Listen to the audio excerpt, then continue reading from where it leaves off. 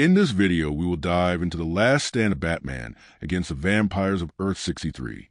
At this time, Green Lantern had already revealed that he was a vampire in front of Andrew Bennett and Wonder Twin Zen. Then he killed both men and disposed of their bodies. Later that night, Batman returns to the Batcave after his patrol. He is greeted by his faithful butler, Alfred Pennyworth. Alfred informs Batman that someone had come to the mansion wishing to speak with him, but he left a letter. Alfred hands Batman the letter. It was from Andrew Bennett, warning Batman that a threat was coming and that he needed his help. But the letter wasn't the only thing that Andrew gave Alfred. He also left a syringe filled with the blood of Lex Luthor. Sometime later, Batman invites the Bat family to the manor. He tells the team that Andrew Bennett had been to the manor looking for Batman. Nightwing questions Batman as to how Bennett knew Bruce's secret identity. Batman suspected that Luthor had told him, but the important thing was that he left a note, and that was the reason he had the Bat family attend this meeting. Batman then informed the group that vampires were preparing to wage war on humanity. Batgirl was hoping that Batman was joking, but Nightwing reminded her that he doesn't make jokes. Batman reveals that in his earlier years he had encountered a man called Nikolai Teeps, also known as the Mad Monk.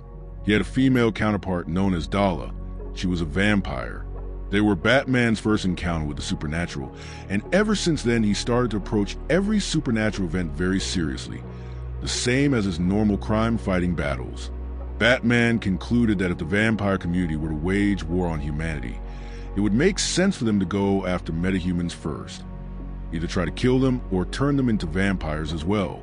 Cassandra asked who the vampires would go after first, leading Red Hood to suspect that the villains would be a logical choice, as it would buy time for the vampires to get in the right position.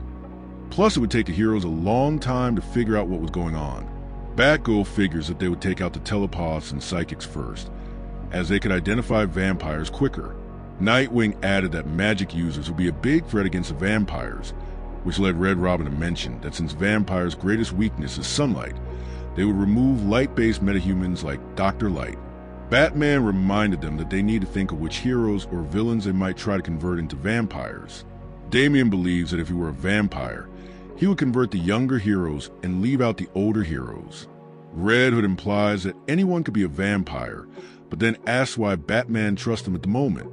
However, looking at her cup of tea that Alfred was serving to everyone, she said that he doesn't trust them. Robin quickly throws his drink away, believing it to be poison. Batman explains that their drinks were made with holy water to see if any one of them were vampires, and it was the reason they were having the meeting during the day and in the only room that gets a lot of sunlight. He asks the family to follow him to the Batcave, where he tries his next test. He hands them across each to see if they react to them, but nothing happened. Even Damian told them not to look so surprised that he passed the test. Next, Batman reveals a wall of vampire killer weapons. Batman informs him that the no-kill rule doesn't apply here, as vampires are already dead. The next day, Batman and the rest of the Justice League arrive at the crime scene where Flash was found dead. Batman inspects Flash's body for clues. Martian Manhunter asks if he has any theories about who or how Flash was murdered, but at the moment Batman has none. Soon Batman starts to investigate the sewer systems. He knows someone is hiding in the background. He calls him out, and it is Wonder Twin Jaina. She has been worried for her brother Zon, who seems to have disappeared. Batman tells her that she shouldn't be there, as this type of investigation is not for her. Just then, Batman's scanner picks something up on its radar. Jaina believes it's her brother. Batman tells her to go home, but she pleads with Batman to tell her what is going on. He finally tells her that Andrew Bennett was at the Hall of Justice looking for help, but then he disappeared the same time Zon disappeared. And to add more shock to Jaina, he had found 2 sets of DNA in the infirmary, and that someone had cleaned up but did a sloppy job. Jaina tells Batman that she can send Zon in the sewer, and she wants to help Batman. As Batman and Jaina search the sewers, Jaina senses a part of Zon in the water. Batman dives in and moments later resurfaces with a piece of Zon's finger, now filled with anger. She screams at Batman, demanding to know who could have killed him. As Batman scans Zon's finger, he discovers that the bone was not cut with metal but with light.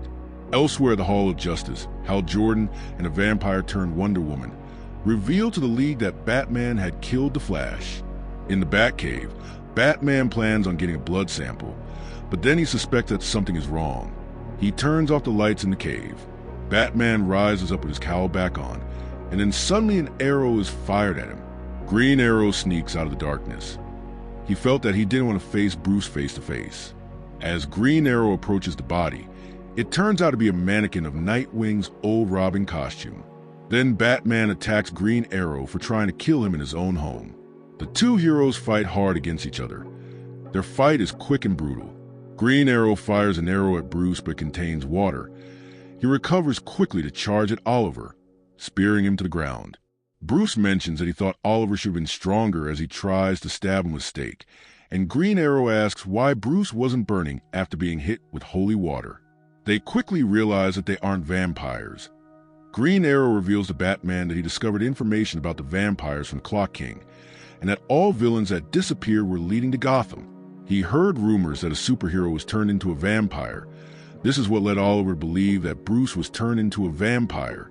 But Batman agreed with Green Arrow. A hero was turned into a vampire, but was Hal Jordan, and he was the one who could have killed the Flash. At first, Green Arrow couldn't believe him, but then remembers that if Batman believes something is true, then it has to be true. While Batman and Green Arrow are looking for information on the Batcomputer, the Batcave alarm goes off. They get their gear ready and prepare for a fight. Then Wonder Woman enters the cave. Green Arrow feels relieved to see a fellow Justice League member, but Wonder Woman reveals that she knows who killed Flash, and that she thinks Bruce was sick and it wasn't his fault. Green Arrow tries to tell Diana the killer was Hal, but Batman already suspects that she knows. So Batman quickly pulls out a stake and throws it at Wonder Woman, but it is caught by Green Lantern. Batman and Green Arrow attack both Wonder Woman and Green Lantern. Batman reassures Green Arrow that Wonder Woman is a vampire, so there's no need for him to hold back. Then another problem lands in their laps. As the alarm goes off again, Batman tells Green Arrow that more trouble is on the way, that trouble being the Justice League, led by Superman. Batman asks Superman if the League is here for himself and Arrow or for Lantern and Wonder Woman. Superman tells Batman that they will get him the help he needs, and Batman tells Green Arrow to attack the League. During the fight, Batman punches Wonder Woman after she implies that he killed Flash, while Green Arrow fights off Cyborg. Superman grabs hold of Batman, slowly crushing him, while telling him that the League wants to help him. He then tells Bruce that he can't win, but as always, Batman has a backup plan. He opens his mouth and uses his tongue to release kryptonite gas hidden in his tooth and blows it into Superman's face. This gives Batman a chance to knock out Superman. Then Cyborg, trying to be the voice of reason, tells everyone to calm down. Cyborg explains that the League believe that Batman was infected with an infection that attacks the blood, and if he comes peacefully, they might be able to cure him. Batman snaps back that there is no cure. Cyborg mentions that Barry's death wasn't Bruce's fault, but Batman responds by saying that it was Hal Jordan who killed Barry. Cyborg informs Batman that he has evidence, but Batman shuts him down as he knows that the files are fake and that he has the real evidence. Plus, Batman refuses Cyborg's offer of letting Wonder Woman use her lasso of truth on him, but Batman offers to let Cyborg connect to the Batcomputer and access the files himself. But it is a trick. As Cyborg connects to the computer, it gives out an EMP pulse that knocks out the power in the cave and knocks out Cyborg. Now Batman and Green Arrow must deal with the rest of the Justice League in the dark. Green Lantern uses his ring to create a searchlight.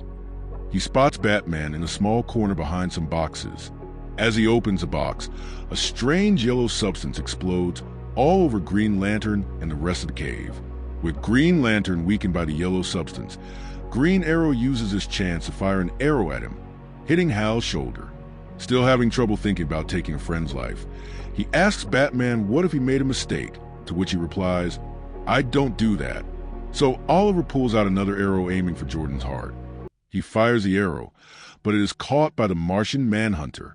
With the arrow in his hand, it ignites, causing it to burn John S. hand. Batman sets his batarangs on fire and uses them to move John into an old Justice League teleporter. Batman believes that because of John S. alien physiology, the vampires would not be able to turn him. He sends John away and destroys the controls on the teleporter.